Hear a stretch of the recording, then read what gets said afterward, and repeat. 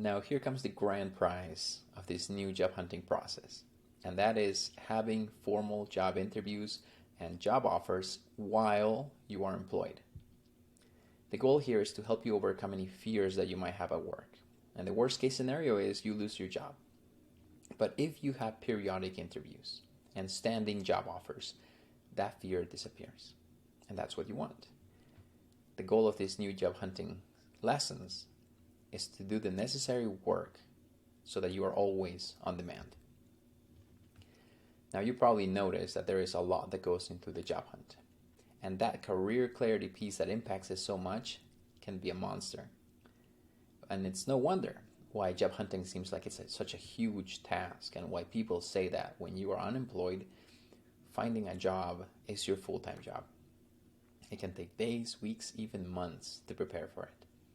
But the great thing is you can start preparing for it now. Just a little bit every day. And like a savings account, it will grow and make a difference when you need it. You never want to feel like you're starting over, so you must always be job hunting, even when you're happily employed.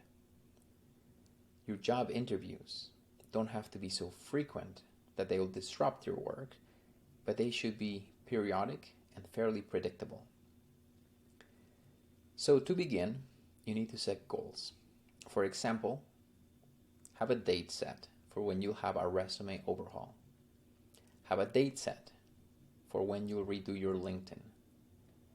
Have a date set for when you plan on starting your first networking meeting or informational interview. Develop a plan for how you'll network.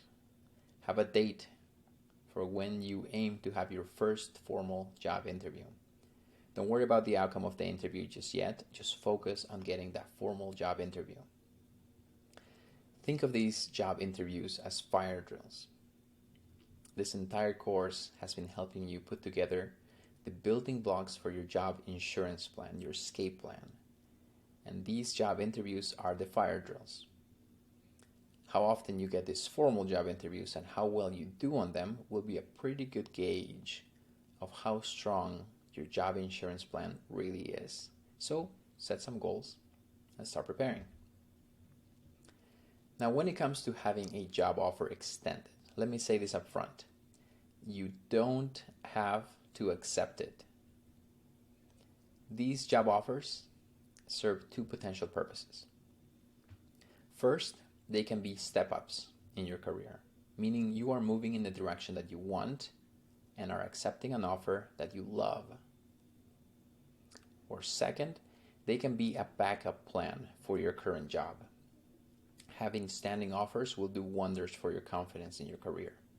It's like having a safety net, and that safety net gives you a lot of freedom when it comes to overcoming the fear of speaking up or challenging the system. So to recap, if you absolutely love the job offer, then great, that's a step up. If you have doubts or hesitations, or if the offer is equal or less than your current job, then it's a backup. Both are great. The goal is you should absolutely be getting job offers when you are employed. So remember to always be interviewing and making it a habit of having periodic, perhaps predictable job offers. Nothing erases the fear of losing your job like knowing you have another job immediately after it. So, happy hunting.